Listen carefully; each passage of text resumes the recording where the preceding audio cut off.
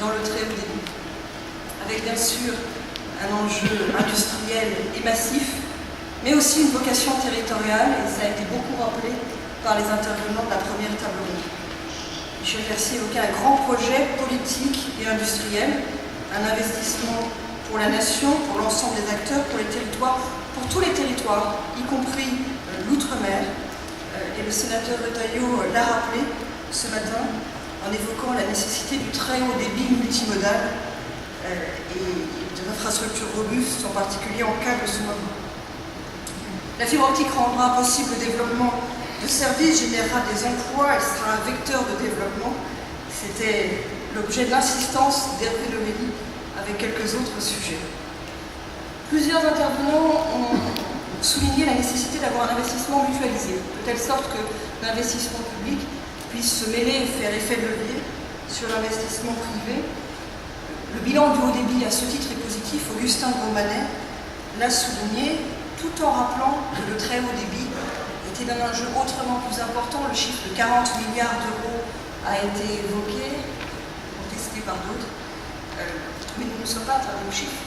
Conformément à vos instructions, nous avons choisi de nous focaliser d'abord sur les enjeux et les objectifs. En tout cas, l'investissement public devra trouver des formes inédites de mutualisation, notamment pour les zones blanches, et tout le monde tombait d'accord là-dessus.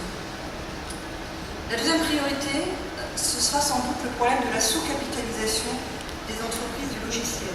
Et la question a été posée de la création d'un fonds sectoriel approprié, compte tenu à la fois de ce que sont les enjeux et en même temps les chances qui sont portées par ce secteur en France, qui est riche mais un petit peu diffus. La troisième priorité, et c'est notamment Hervé Lomelli qui a beaucoup insisté dessus, c'est l'utilisation des outils numériques pour servir l'ensemble du tissu des PME de notre pays, en encourageant la simplification et la dématérialisation des procédures administratives. Alors, nous avons des lacunes dans la matière, nous en sommes très conscients, des remèdes peuvent y être apportés.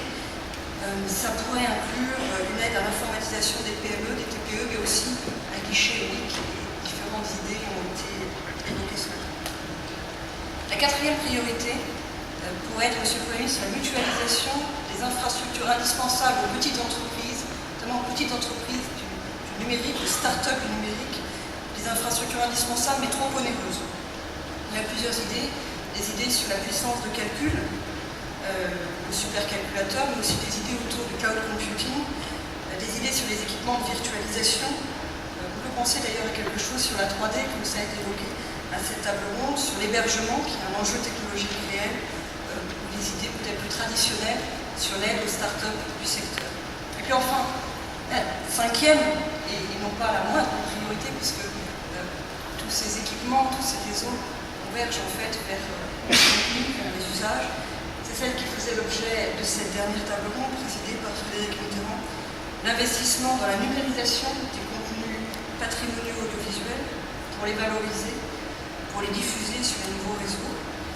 Un investissement qui devra également offrir aux établissements publics cette porte d'entrée numérique dont parlait Frédéric Mitterrand il y a quelques instants, je le cite, en sa présence, et dont nous savons combien elle est indispensable à la diffusion des textes, des images, des sons, qui sont là pour notre patrimoine et qui font vivre tout simplement aussi ces réseaux.